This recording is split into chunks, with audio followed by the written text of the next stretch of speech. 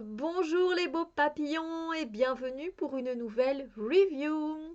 Aujourd'hui, je vous présente un oracle, The Enchanted Blossoms Oracle de Carla Morrow aux éditions Blue Angel, un jeu de 44 cartes. Euh, le boîtier est absolument magnifique, c'est avec des dragons et des dragons papillons. En fait, c'est assez intéressant. La boîte est très jolie, elle est très bien faite. Et on est plus, en fait, l'artiste a été euh, intéressée par le langage des fleurs et elle voulait qu'il y ait un ressenti un peu victorien comme ça dans ses cartes avec ce côté de beauté, d'espoir, d'encouragement. C'est plutôt dans ce sens-là qu'elle a créé ce jeu. Alors, alerte, alerte, je vous lance directement l'information. C'est un jeu extrêmement positif. Il n'y a aucune carte négative dans ce jeu. Donc, si vous cherchez un jeu qui est équilibré avec des cartes un peu plus sombres, vous allez devoir aller travailler certaines choses et des cartes plus gaies qui vous parlent de joie et de bonheur, vous ne retrouverez pas ça dans ce jeu. Il est absolument positif de tous les côtés. Chaque carte est une grande bouffée d'oxygène, une grande bouffée d'espoir et d'encouragement. Mais du coup, ça reste très très très très positif et c'est pas bisounours, mais ça reste très positif. Alors, il est magnifique. Et c'est vrai que des fois, on n'a pas spécialement envie de... On fait du travail sur soi-même. Après ça dépend, je ne connais pas je sais, que tout le monde, je ne sais pas comment tout le monde fait. Mais moi, de mon côté, c'est vrai que niveau développement personnel, spirituel aussi, ben, je travaille pas mal. Et des fois, ben, on se prend des claques dans la figure. Et c'est bien d'avoir un jeu comme ça qui n'est que douceur et qui n'est qu'amour. Voilà, ça fait du bien. Autant j'aime les jeux, j'ai des jeux beaucoup plus sombres où il y a plus des choses sombres que de choses positives. Même au niveau des illustrations, ça reste très sombre. Mais j'ai aussi besoin du coup d'équilibrer avec des jeux qui sont très lumineux. Voilà. Alors, donc le livret, il est fait en genre de papier un peu recyclé comme ça, un peu jauni. C'est assez sympa. Alors, je vais d'abord vous le présenter. Alors déjà, on a une très belle illustration, ça donne envie un peu de mettre un peu de couleur dessus. C'est magnifique. Ensuite, on a le sommaire. Ensuite, on a une petite introduction, encore avec un très très beau dessin à côté. Voilà, elle dit qu'en fait, la personne qui a conçu le jeu, donc Carla, c'est ça? Oui, Carla Morrow. Et en fait, elle a grandi dans une boutique de fleurs dans le désert, dans un désert du sud-ouest du Nouveau-Mexique. Et du coup, il a été construit par son arrière-grand-père dans les années 1940. Et c'était voilà le premier fleuriste. Il y avait de larges pièces pour les fleurs, etc. Et voilà, donc elle dit que ce jeu c'est un hommage à ses souvenirs d'enfance avec ce côté famille florale quelque part. Avec sa grand-mère, son arrière-grand-mère aussi, qui a été une personne très significative dans sa vie. Après, elle nous parle un peu du langage des fleurs et puis comment utiliser ce jeu. Ensuite, on a des tirages. Donc, on a un tirage pour pouvoir en une seule carte, en trois cartes. Je vais y arriver. Un chakra, un tirage sur les chakras. Et donc là, vous avez le tirage expliqué.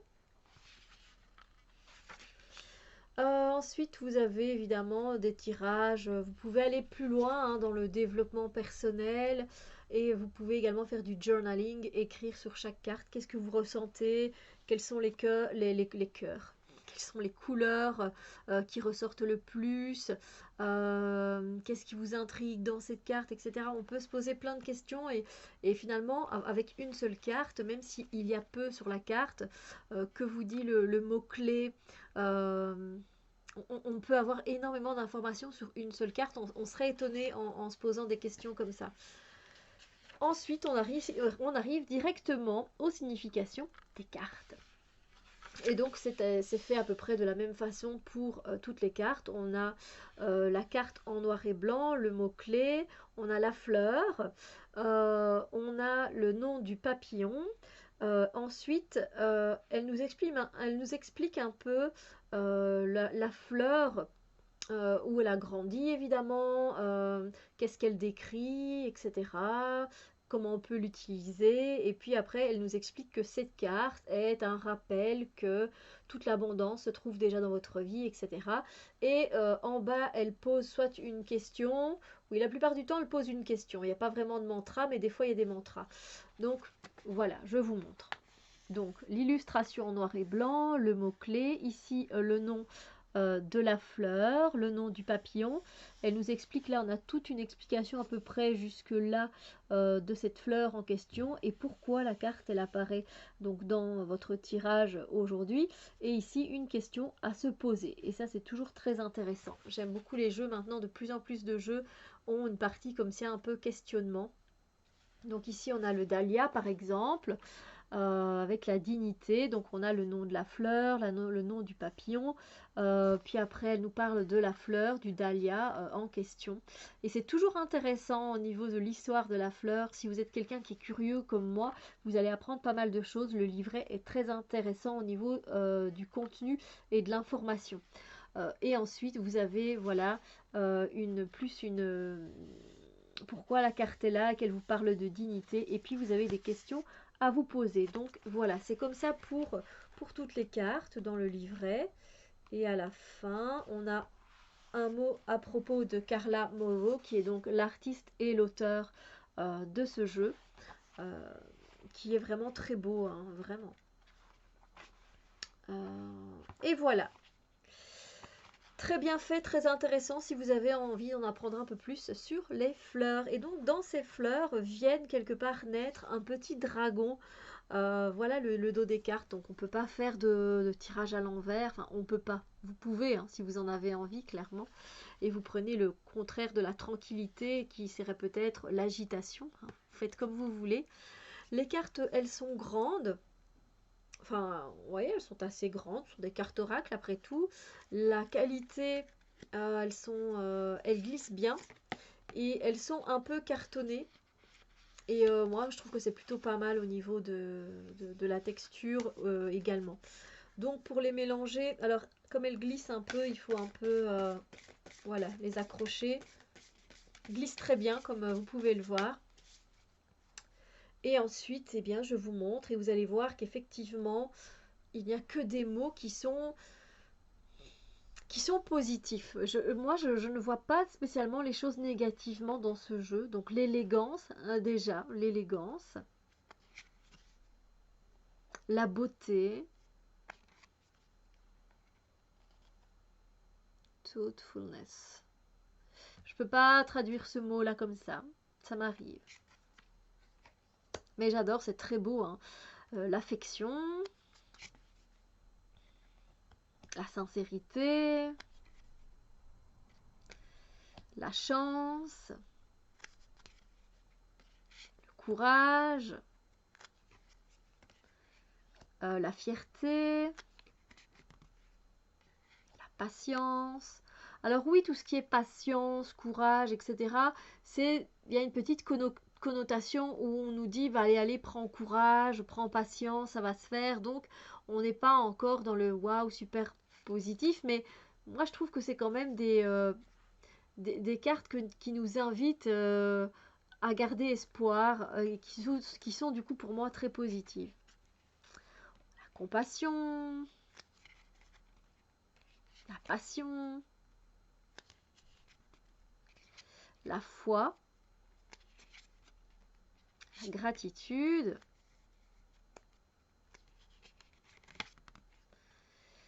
la paix, l'aspiration, la persistance, la sagesse,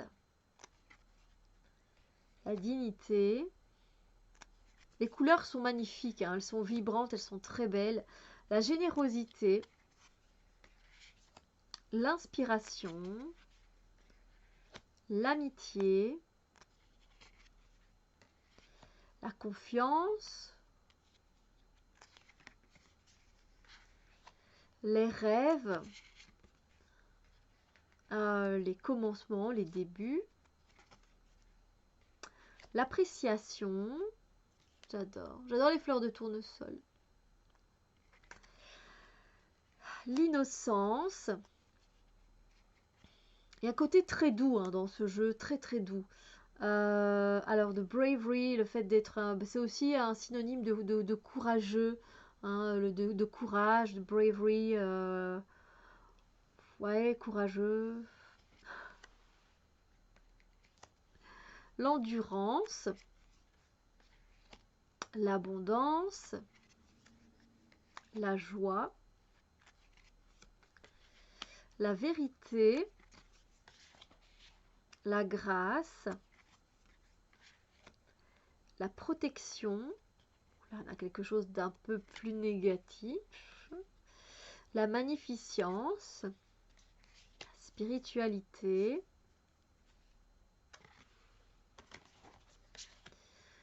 la force, la sérénité, la joie, le bonheur, la prospérité, l'espoir, les souvenirs, l'ambition, l'amour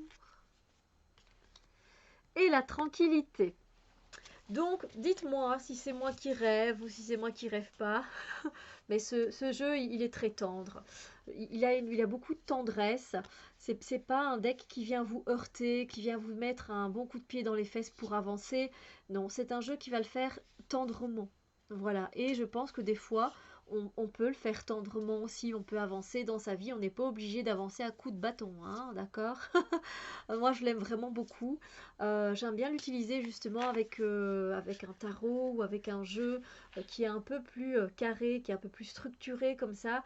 Et ça vient mettre une touche de légèreté, si vous voulez, quand vous ajoutez cette carte, vous dites hop, une petite touche de légèreté, quelque chose de sensuel, de très aérien, de léger. C'est ce que je ressens vraiment avec ce jeu, de la douceur. Les couleurs sont magnifiques.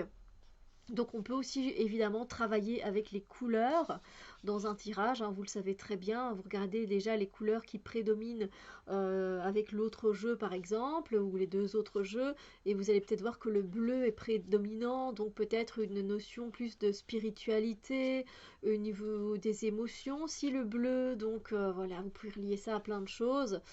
Ça dépend un peu de votre question et votre tirage, mais je l'aime vraiment beaucoup. C'est un jeu que j'aime vraiment beaucoup. Et puis le livret est super informatif et ça c'est génial. Et puis il y a des questions, donc merci d'avoir créé ce jeu. Sur ce, n'hésitez pas à me dire si il vous plaît, si la vidéo vous plaît. Dites-moi ce que vous en pensez, ça me fera super plaisir. Je vous dis à très bientôt pour d'autres vidéos. Bisous lumineux!